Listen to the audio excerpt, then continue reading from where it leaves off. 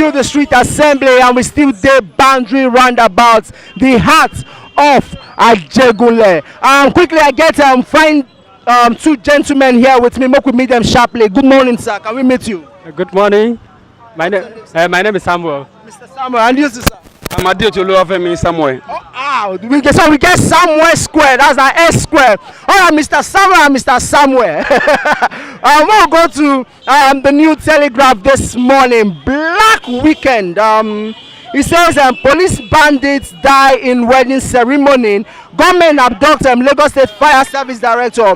All this one to talk about different deaths will happen over the weekend. Then also another interesting one. The National Assembly leadership Elumelu Osai Chukwuka Abonta battle for House Minority Leader. And there's another right that they say was said on withdraw from the speakership race to run with Gbajabiamila. Mr. Samuel, number one, what will be your reaction to this? Well. Concerning which one in particular? Anyone you feel like you have interest in. Okay. I will talk about this Black Weekend. Yeah. Well, I don't know how we are going to get out of this particular situation because this has become, it has become normal. The dying every day has become normal situation in Nigeria. If people die, keep on dying, and our security are not talking about. And when it was an election period, there was a full force of security that was sent to different states to handle this election situation. But these are the particular issue that security is supposed to be focused on, and they have not said anything about it. And people keep dying every day. I don't know how we are going to get out of this situation, my brother. Wow, thank you very much, Mr. Samuel. Okay, Mr. Samuel too. What is your own reaction on this particular one? Actually, I have interest in both headlines. Okay. But firstly, let me just buttress what he has said. Security in our country is very bad, and life in Nigeria is too cheap.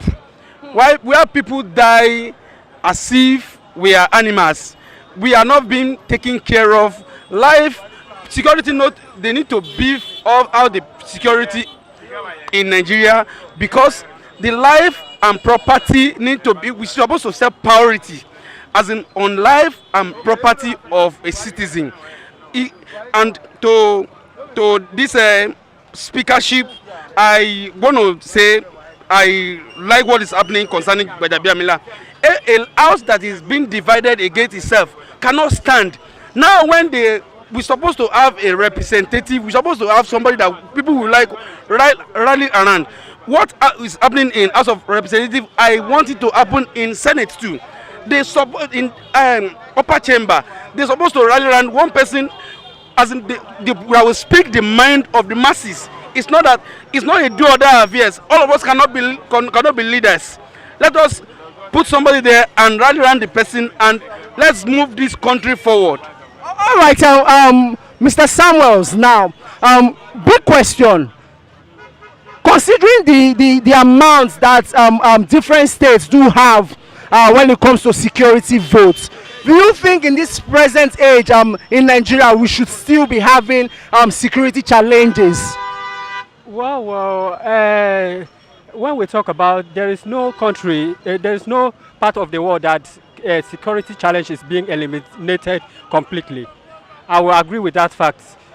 But even though with the amount that is being given to different states when it comes to security votes? Okay, well, when it comes to vote, I don't think it is something that, if the Nigerian system, everything has been put in place, I don't think there will have been a need for the security, and even in the election period. This because we have the issues that require a very big, the higher efficiency of our security. Not even vote. The vote is even the least not to even talk about when they come to security. A situation where people are dying every day require more security challenge than. All right, Mr. Samuel, how about you? What's your own take on it? My own view is just simple and straightforward. I think the security vote, the money that is being given to the governors as a security vote, is not being channeled, it's not being used properly. I want to compare some states now. Lagos State now, the security in Lagos State is somehow better compared to northern states. You can imagine, which means some of them are not using the money meant for security vote actually for what it's meant for. We have neighborhood watch in Lagos. Let them create it there, and majorly what is happening there is that some of them are illiterate. They don't go to school. Now you cannot just talk to me now to go and do something that is not relevant that I'm going to do because I'm learned. So it's majorly what's happening to them is that because they are illiterate and the security votes, the money is not being used for what it ought to be. The governors should channel the money that was given to them to what it's meant for. All right, governors should ensure they channel the money that is being given to them properly for what the money they for. All right, thank you very much. Say, Mr. Samuel, you joined me for the street assembly this morning. Also, Mr. Samuel, thank you for joining me. All right, guys, we will take more reactions, more views, and more opinions from the people the street constituents here for Boundary Roundabout, the heart of Ajegunle. We see they come back. No touch that down.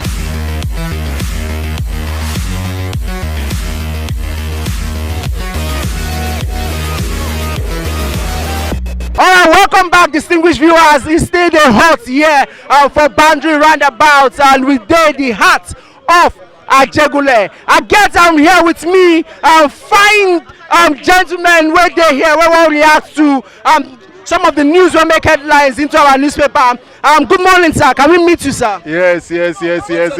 I'm Ifeanyi Christian, my name. Mr. Ifeanyi, and you too, sir? Austin. Mr. Austin. Okay, Shabali, we go to the news where they Daily Independence for page 41. It says rollout of new meters from May 1st.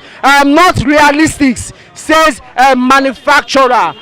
What will be your reaction to this particular one? My reaction is that it has always been on and off. We hear about new meters, it's coming and it's not coming, and all of that is been. I mean, it's unfortunate that after so many years, even some of us have even paid for these meters and we cannot get them. Did you really pay for the meter? Are we supposed to be paying for this new meter? Exactly. That's what I was about to say. Ordinarily, we should not even pay for the meters. But even at that, if you interview a lot of people, they will tell you they are even ready to pay. And even when you pay, you can't even get it. And sometimes we wonder what is the problem with the PHCN. All right, sir. Please hold your reactions. I'm still going to come to you, Mr. Christian. What's your own reaction or take on this particular header? Promise made wasn't what we have been seeing.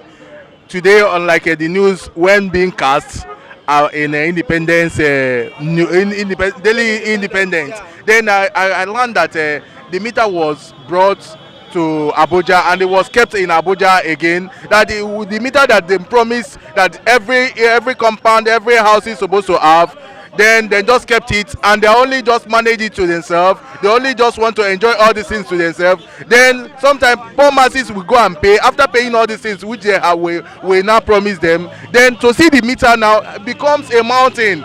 Then what are we talking about? What kind of a government are they trying to to come up with?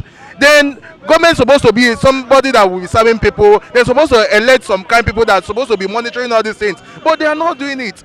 Then what can we do? Which way? Where can we, I mean, where are we heading? Okay. So Mr. Christian, two distinguished things, or one distinguished thing that the both of you have mentioned is the fact that some people do pay for this particular meter and they still are unable to get the meter.